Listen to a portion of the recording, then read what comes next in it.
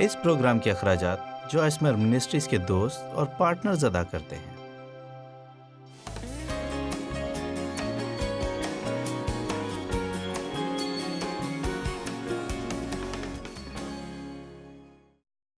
خدا کی بہت سی خصوصیات میں سے ایک خصوصیت مجھے بہت پسند ہے کہ وہ ہمیشہ انصاف کرتا ہے۔ زندگی منصف نہیں ہے لیکن خدا منصف ہے۔ آمین۔ اب میں یہ یقین نہیں رکھتی کہ خدا آپ کو دکھی دیکھنا چاہتا یا دکھ میں رہنے دینا چاہتا ہے۔ میں یہ بھی ایمان نہیں رکھتی کہ خدا چاہتا ہے کہ ہم صرف شفا یاب ہوں اور صرف شفا یابی میں زندگی گزاریں، بلکہ وہ چاہتا ہے کہ تیسرے قدم تک بڑھیں، وہ یہ ہے کہ میں دوسروں کی مدد کے لیے تیار ہوں۔ اس لیے اگر آپ واقعی ابلیس کو پریشان کرنا اور اسے ہر چیز سے پیچھے ہٹانا چاہتے ہیں تو کہیں کہ میں زخمی ہو کر اپنی پوری زندگی نہیں گزاروں گی، میں شفا قبول کروں گی، اور میں یہیں تک نہیں رکوں گی، میں ایسے ہی بیٹھی نہیں رہوں گی اور صرف اپنی شفا کو محسوس نہیں کروں گی، میں اپنے لیے کیے گئے خدا کے کاموں کو جانچتے ہوئے، لوگوں کی مدد کرتے ہوئے اپنی زندگی گزاروں گی۔ وہ کسی اور کے لیے بھی یہ کر سکتا ہے۔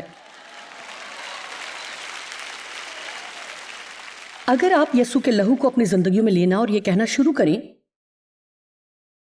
کہ وہ بگاڑ جو میرے والدین سے مجھ میں آیا وہ مجھ سے میرے بچوں میں داخل نہیں ہوگا، تو آپ نسلوں کی تباہی کا اختتام کر سکتے ہیں۔ اسے آگے لے کر نہ جائیں۔ اب جذباتی طور پر بیمار لوگوں کی جان زخمی ہوتی ہے اور وہ مکمل طور پر شفا یاب نہیں ہوتے۔ شفا پانے کا راستہ کیا ہے؟ جی، میں نے کچھ اقدام یہاں نوٹ کیے ہیں۔ نمبر 1، یہ ایمان رکھیں کہ آپ کے ساتھ جو کچھ بھی ہوا خدا اس میں سے اچھائی پیدا کر سکتا ہے۔ یہ پہلی چیز ہے جس پر آپ نے بھروسہ رکھنا ہے۔ چاہے میرے ساتھ کچھ بھی ہوا ہو، خدا اس میں اچھائی پیدا کر سکتا ہے۔ میں آپ کی جگہ ہوتی تو ہر روز اپنی زندگی اسی ایمان کے ساتھ گزارتی۔ نمبر 2، مکمل معاف کریں، ہم نے اس پر بات کی تھی۔ نمبر 3، اپنا ذہن نیا بنائیں۔ اگر آپ کو بہت بری طرح سے دکھ دیا گیا، صحیح طور سے سوچنا نہیں جانتے۔ معذرت چاہتی ہوں لیکن آپ نہیں جانتے۔ میں آپ کی تذلیل نہیں کر رہی لیکن آپ نہیں جانتے۔ میں بتا نہیں سکتی کہ کتنے لوگ خدا سے پیار کرتے ہیں لیکن ان کے ذہن انتشار کا شکار ہیں، اور ابلیس نے پوری زندگی ان سے جو جھوٹ بولے اس پر بھروسہ کرتے ہیں کہ وہ فتح مند نہیں ہو سکتے۔ آپ کبھی بھی اتنے اچھے نہیں ہو سکتے، آپ استعمال شدہ شخصیت ہیں۔ میں نے اپنی زندگی کئی سال شرمندگی کے ساتھ گزار دیے۔ میں اس سے شرمندہ نہ تھی جو میرے باپ نے میرے ساتھ کیا، بلکہ میں خود سے شرمندہ تھی کیونکہ انہوں نے یہ کیا تھا، اور میرے دماغ میں مسلسل ایک چیز چلتی رہی تھی، اور یہ ایک لائن کا گانا تھا: میرے ساتھ کیا مسئلہ ہے، میرے ساتھ کیا مسئلہ ہے، مجھے کیا مسئلہ ہے، میرے ساتھ کیا مسئلہ ہے۔ کیا آپ نے کبھی اپنے بارے میں سنا کہ میرے ساتھ کیا مسئلہ ہے، مجھے کیا مسئلہ ہے، میں دوسروں کی طرح کیوں نہیں ہوں، میرے ساتھ کیا مسئلہ ہے؟ اور جانتے ہیں کہ میں نے یہ گانا پھر کبھی نہیں سنا، یہ میں نے مزید نہیں سنا۔ آمین۔ اس کے لیے اپنا ذہن نیا بنائیں، اور میں آپ کو ذہن نیا بنانے کے بارے میں کچھ بتاتی ہوں۔ یہ کام ہے۔ میں آپ کو سچ بتاتی ہوں کہ اگر آپ واقعی روح سے معمور، فتح مند، فتح سے بڑھ کر غلبہ پانے والے مسیح ہونا چاہتے جسے خدا استعمال کر سکے، تو اس کے لیے کچھ توانائی اور محنت درکار ہے۔ آپ جانتے ہیں کہ ہم فضل سے بچائے گئے ہیں، اور ہمارے پاس جو کچھ بھی ہے وہ صرف فضل سے حاصل ہوا ہے، لیکن فضل بالکل بھی محنت کرنے کی مخالفت نہیں کرتا۔ لیکن اگر ہم اپنے اعمال سے فضل حاصل کرنا چاہتے ہیں تو اس کی مخالفت کرتا ہے کہ آپ نے کوشش کی اور اب آپ خدا سے کسی چیز کے حقدار ہیں۔ میں کبھی بھی خدا سے کسی بھی چیز کے حقدار نہیں ہوں، لیکن ہم محنت کرتے ہیں کہ وہ بنے جو خدا چاہتا ہے، کیونکہ اس نے پہلے ہی سے سب کچھ کر دیا ہوا ہے۔ میں ہر روز تگ و دو کرتی ہوں، ہر روز میں خدا کے ساتھ وقت گزارنے کے لیے کوشش کرتی ہوں، ہر روز مجھے اپنے دماغ کی تربیت کرنی پڑتی ہے، ہر روز مجھے اپنے منہ کو قابو میں رکھنا ہوتا ہے۔ جی ہاں،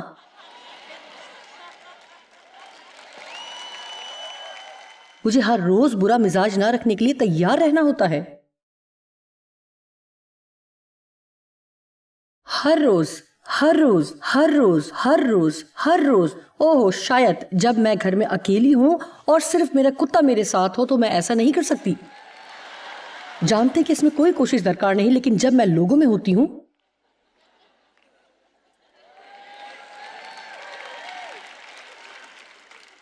جب تک باقی لوگ گھر نہیں آ جاتے میں اکیلی رہ سکتی ہوں۔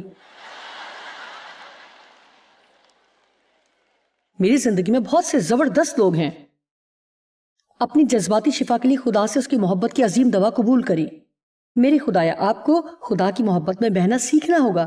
خدا مجھ سے پیار کرتا ہے، وہ مجھے پیار کرتا ہے، وہ مجھے چاہتا ہے۔ خدا مجھ سے محبت رکھتا ہے، محبت کرتا ہے۔ شیشے کے سامنے جائیں اور خود سے کہیں کہ خدا آپ سے پیار کرتا ہے۔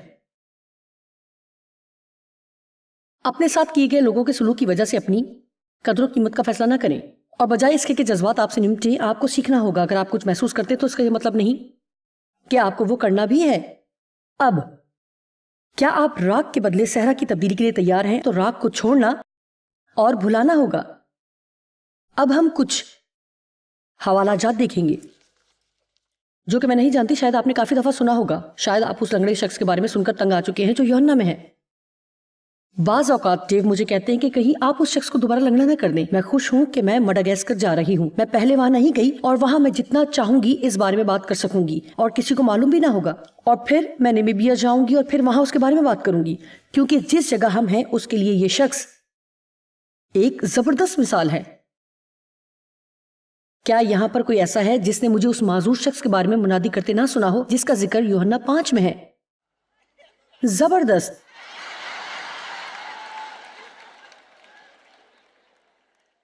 डेव ने कहा, तुम इन तमाम पैगामात को मिलाकर माजूर शख्स पर एक सीरीज बना सकती हो। उन्होंने कहा, क्योंकि मैं एक माजूर शख्स के बारे में बता सकती हूँ जो मैकडॉनल्ड्स के आखिरी बूथ के लिए रेस लगा रहा था। उन्होंने कहा, आपके पास एक मैकडॉनल्ड्स वाला लंगड़ा है और दूसरा यूहन्ना 5 बाप वाला। आप इस लंगड़े शख्स की पूरी सीरीज कर सकती हैं।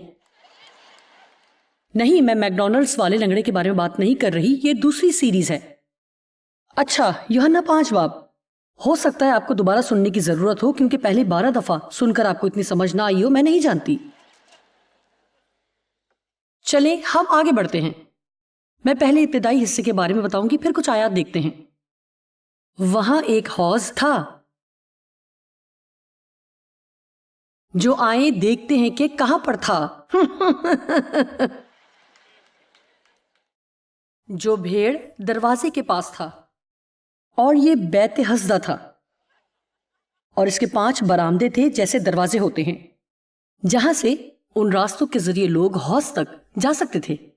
और पूरा साल इस हौज के इर्द गिर्द हर तरह के माजूर और बीमार लोग लेटे रहते थे, क्योंकि साल में एक दफा फरिश्ता आता और पानी को हिलाता था। और जो कोई पहले पानी में उतरता, साल में एक दफा एक वही आदमी मुआवजा हासिल करता था। अब बहुत अफसोस के साथ हम में से बहुत से ऐसा करते हैं। हम पूरा साल कुछ नहीं करते, सिर्फ लेटे रहते हैं और उम्मीद करते हैं कि हम ही वो एक फर्द होंगे जो बड़ी तब्दीली को हासिल करेगा और कुछ करना भी नहीं पड़ेगा। जी हां, इस दफा आप समझ जाएंगे। मेरा ईमान है कि इस दफा आप जरूर समझेंगे। और 5वीं आयत, वहां एक शख्स था जो 38 बरस से बीमारी में मुब्तला था, यानी जो 38 साल से चल नहीं सकता था। मैं आपसे एक सवाल पूछती हूं, आप कितने अरसे से मुश्किल में हैं? यसू ने उसको पढ़ा देखा और ये जानकर कि वो बड़ी मुद्दत से इस हालत में है, उसने कहा, मुझे ये आयत बहुत पसंद है। क्या तू तंदुरुस्त होना चाहता है? यानी क्या तू शिफा पाने का मुश्ताक है? अब मैं 1 मिनट के लिए यहां रुकूंगी और आपसे कहना चाहती हूं कि क्या आप इस कॉन्फ्रेंस में सिर्फ इसलिए आए कि देखिए जैसी मैं टीवी पे हूं वैसी ही यहां हूं? या आप इसलिए आए क्योंकि आप वाकई खुदा के साथ बढ़ना चाहते हैं?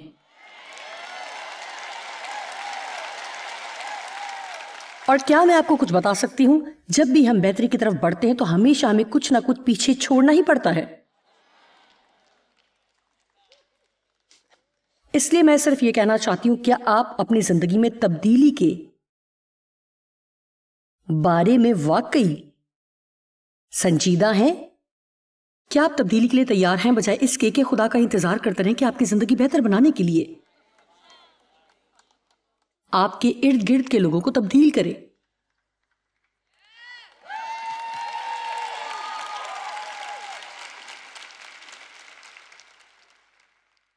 जी, जानते हैं क्या, अगर आप इसकी कदर समझते हैं तो खुदा आपको राग के बदले सहरा देगा, मातम के बदले रोगन, उदासी के बदले सिताइश का खिलत, यह लिबास बख्शेगा। आप खुदावंद के लगाए हुए बन सकते हैं अगर आप तंदुरुस्त होने के बारे में वाकई संजीदा हैं। अपनी जिंदगी के हर दिन में खुदा को जलाल देते हुए सदाकत के दरख्त बन सकते हैं। 2 मिनट के लिए एक बात कहूंगी, اگر ہم میں سے کوئی تندرست ہونا اور فتح مند مسیحی زندگی گزارنے کے بارے میں سنجیدہ ہے تو مہربانی سے جو میں کہنے والی ہوں وہ ضرور سنیں۔ آپ کو ایک بات کی ضرورت ہے۔ اگر آپ یہ ایک کام نہیں کریں گے تو پھر کوئی دوسرا آپ کے لیے جو بھی کرے اس کا فائدہ نہ ہوگا۔ آپ کو خدا کے کلام کا مطالعہ کرنا سیکھنے کی ضرورت ہے۔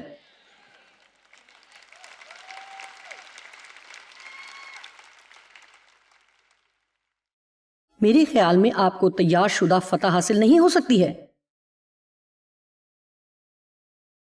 میں شکر گزار ہوں کہ آپ میرا پروگرام شوق سے دیکھتے ہیں اور میں دعا کرتی ہوں کہ آپ روز دیکھیں۔ میں شکر گزار ہوں کہ آپ کانفرنس میں آئے، لیکن میں آپ کو بتاتی ہوں کہ آپ کو شخصی مطالعے کے لیے وقت نکالنے کی ضرورت ہے جس میں آپ کی بائبل، نوٹ بک اور روح القدس ہو۔ میں ایک استاد ہوں لیکن روح القدس بڑا استاد ہے۔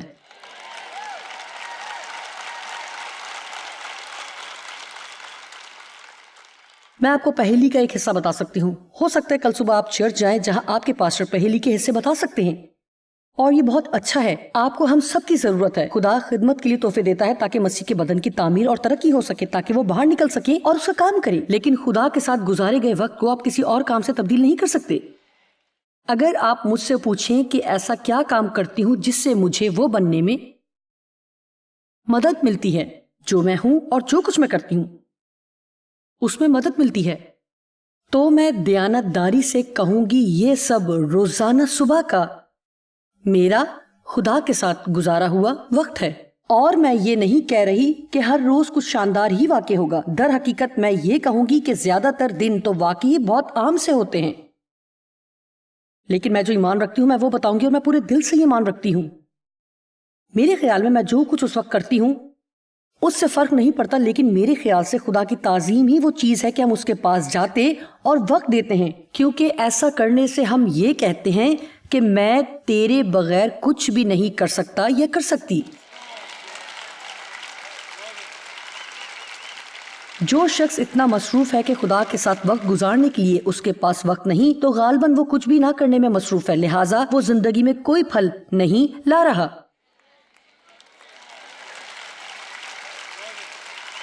میں یہ اس لیے نہیں کہہ رہی کہ کوئی اس سے برا محسوس کرے۔ یہ آپ کی زندگی کا وہ حصہ ہے جہاں ابلیس کسی بھی چیز سے زیادہ جنگ کرے گا۔ وہ یہ سوچ کر ڈرتا ہے کہ آپ اپنے لیے کہیں خدا کی اہمیت کو نہ جان لیں۔ جی ہاں، آپ کبھی بھی کسی دوسرے کے ایمان پر نہیں رہ سکتے۔ آپ کو خدا کے ساتھ اپنا شخصی رشتہ بنانا ہے، خدا کے ساتھ آپ کا اپنا تجربہ۔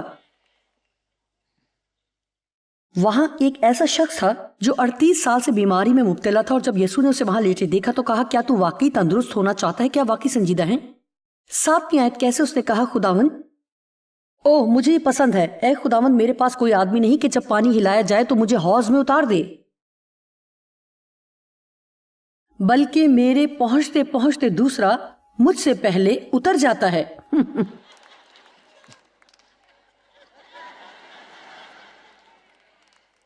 ہاں یسوع، میں تندرست ہونا چاہتا ہوں لیکن میرے پاس کوئی نہیں جو مجھے حوض میں اتارے،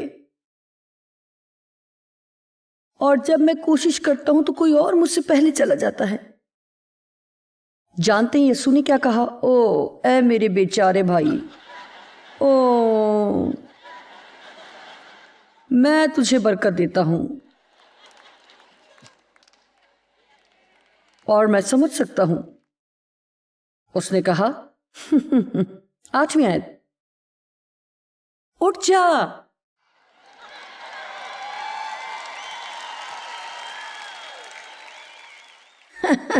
ہم سوچ سکتے ہیں کہ یسوع نے یہ جوش سے کہا ہوگا اٹھ جا، اور مجھے یہ حصہ بہت پسند ہے، اور اپنی چارپائی اٹھا کر چل پھر۔ لہٰذا اس نے وہ نہیں بلکہ کہا کہ اٹھ، 38 سال سے جس بیماری سے تو ادھر لیٹا ہوا ہے اس سے پاک صاف ہو۔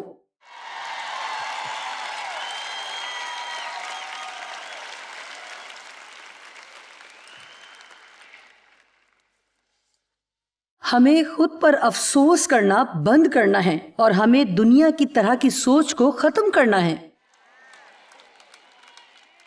آج کل کے دور کی اس ذہنیت کو، حقدار ہونے کی اس تمام ذہنیت کو، او میرے خدایا، یہ نہ صرف دردناک بلکہ خطرناک بھی ہے۔ کسی کا مجھ پر کچھ بھی واجب الادا نہیں. یہ کسی اور کی غلطی نہیں کہ میرے باپ نے مجھ سے زیادتی کی. کسی اور نے اس کا بدلہ مجھے نہیں دینا، کیونکہ خدا نے کہا وہ مجھے بدلہ دے گا، وہ مجھے دگنا دے گا. جو کچھ میں نے گنوا دیا اور کھو دیا اس کا دگنا. لیکن اگر میں اپنا رویہ برقرار رکھوں گی یعنی اگر خود ترسی، حقدار ہونے کی ذہنیت اور ہمیشہ غصے میں رہوں گی تو کبھی بھی خدا سے دگنا نہیں پاؤں گی. آپ کو راگ کو چھوڑنا ہوگا. جی ہاں،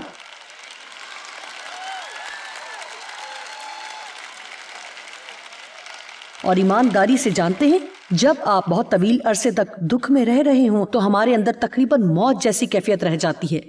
اور مجھے یہ کہنا پسند نہیں، لیکن بعض دفعہ جب میں اس طرح کی باتیں بتاتی ہوں تو میں لوگوں کو دیکھ سکتی ہوں اور بتا سکتی ہوں کہ کون سمجھ رہا ہے اور کون نہیں، کیونکہ جو اس سے جڑے ہوتے ہیں تو ان کے چہرے روشن ہو جاتے ہیں. لیکن بعض دفعہ لوگوں نے لمبے عرصے تک اتنی بری طرح دکھ اٹھایا ہوتا ہے کہ وہ اس طرح ہوتے ہیں.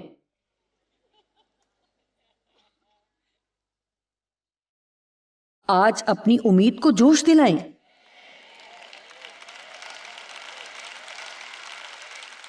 خدا آپ کے اندر تھوڑی سی امید کی چنگاری جلانا چاہتا ہے، اور امید خوشی کی توقع ہے کہ کچھ اچھا ہی ہونے والا ہے.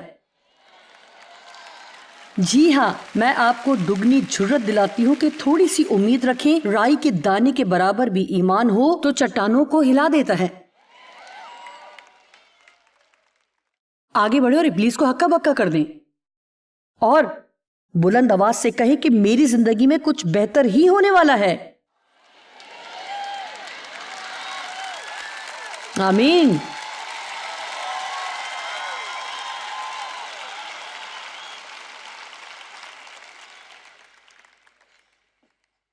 خدا ہم سے تبدیلی کا نہیں بلکہ درجہ بدرجہ تبدیلی کا وعدہ کرتا ہے. آپ کہتے ہیں جانتے ہیں ہنوک یکا یک اٹھا لیا گیا. اچانک ہی وہ وہاں نہ رہا اور وہ خدا کے ساتھ تھا. جانتے ہیں جب ہماری زندگی میں روحانی ترقی اور تبدیلی کی بات ہوتی ہے تو خدا ہم سے ایسا وعدہ نہیں کرتا. ہنوک یکا یک تبدیل ہو گیا کیونکہ وہ خدا کے بہت قریب تھا. وہ یہاں مزید نہیں رہ سکتا تھا. میں اس بات کا برا نہیں مناؤں گی، لیکن میرے پاس بھی راستہ ہے. میں یہ کہنا چاہتی ہوں جیسا کہ آپ جانتے ہیں کہ آپ ایک دم سے رکاوٹیں عبور نہیں کر سکتے.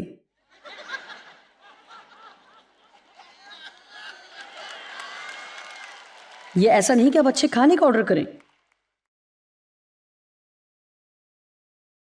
اگر آپ بڑی تبدیلی چاہتے تو آپ کو اس میں سے گزرنا ہوگا. آپ کو بنا بنایا نہیں ملے گا بلکہ کچھ کرنا ہوگا. دوسرا کرنتھیوں 3:18 میں چلتے ہیں.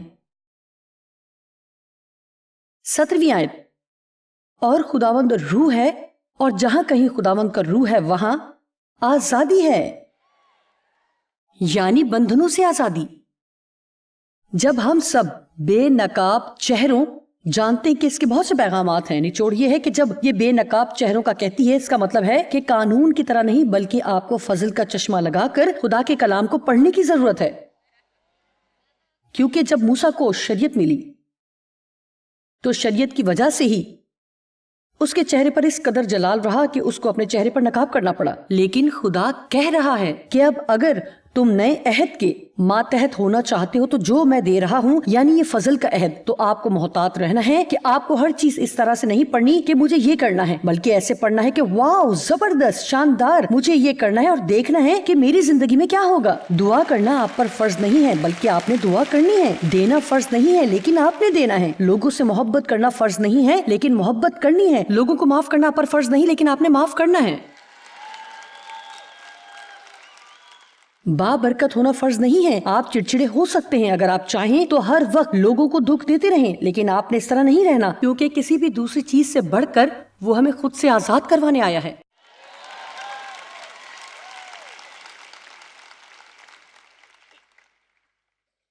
اب میرے لیے آزادی یہ نہیں کہ میں 7 منٹ تک اداس رہوں گی. آپ جانتے ہیں کہ ڈیو ایک ریس کار لے آئے جو میں نہیں چاہتی تھی کہ وہ لیں. جی کل آپ نے ڈیو کی کہانی نہیں سنی تھی, میں اسے دوبارہ نہیں بتاؤں گی. اچھا بتاؤں گی. ڈیو ایک کار لینا چاہتے تھے.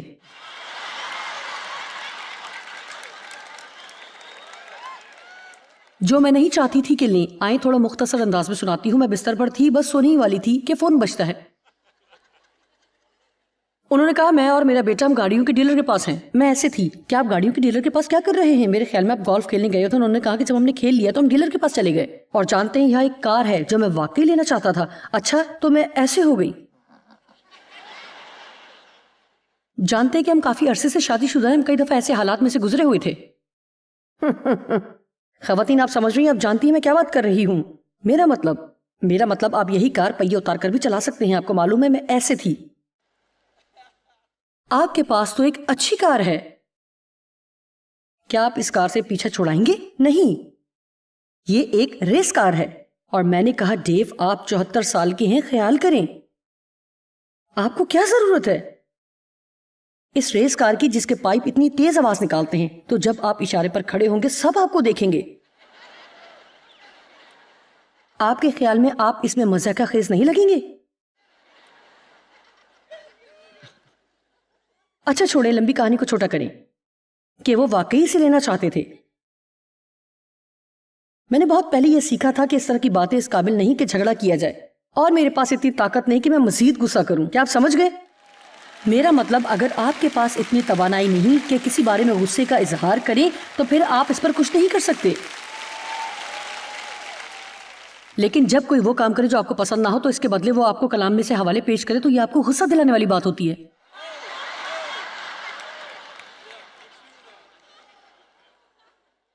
آپ نے دیکھا کہ ہمارے گیراج میں اتنی جگہ نہ تھی کہ ایک اور گاڑی کھڑی کی جائے.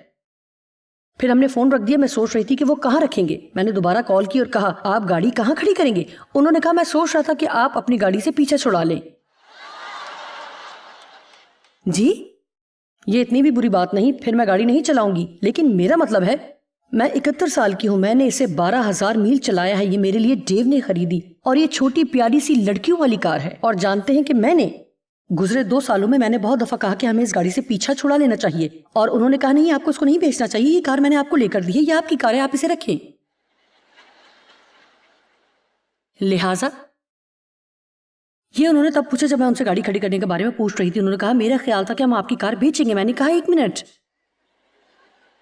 میرا خیال تھا کہ آپ میری کار بیچنا نہیں چاہیں گے. کتنی دفعہ آپ مجھے اس گاڑی کو نہ بیچنے کے بارے میں کہہ چکے. انہوں نے کہا جی لیکن وائس کہتا ہے کہ ہر چیز کا ایک وقت مقرر ہے.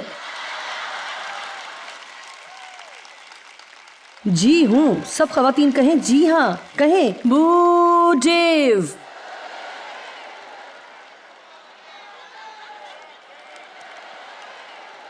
چلیں آگے بڑھتے ہیں اور سیدھے ہو جاتے ہیں.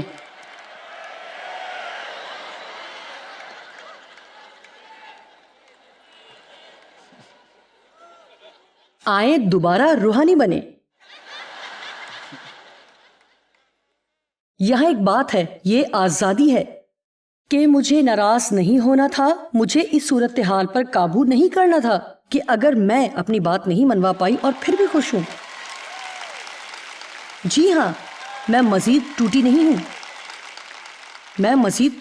ہوئی ہوں. وہ شکستہ دلوں کو شفا بخشتا ہے, وہ ان زخموں پر مرہم لگاتا اور ان کے گھاؤں سے انہیں شفا دیتا ہے. راگ کے بدلے صحرا, ماتم کی جگہ خوشی کا روغن, اداسی کے بدلے ستائش کا خلت بخشتا ہے. وہ خدا انصاف کا خدا ہے, اور جو کچھ آپ نے کھو دیا وہ آپ کو اس کا دگنا دیتا ہے. کیا آپ نے ماضی میں دکھ اٹھایا؟ کیا آپ اپنی جان کو زخمی محسوس کرتے یا شکستہ دل رکھتے ہیں؟ جانتے ہیں کہ خدا اس شکستگی کو شفا میں تبدیل کرنا چاہتا ہے. آپ کو راگ کے بدلے صحرا دینا چاہتا ہے, لیکن آپ کو راگ سے چھٹکارا پانے کے لیے رضامند ہونا ہوگا. ہمیں پیچھے دیکھنا چھوڑ کر اور آگے دیکھنا شروع کرنا ہے. خدا ہمارے لیے اپنے پاس زبردست چیزیں رکھتا ہے.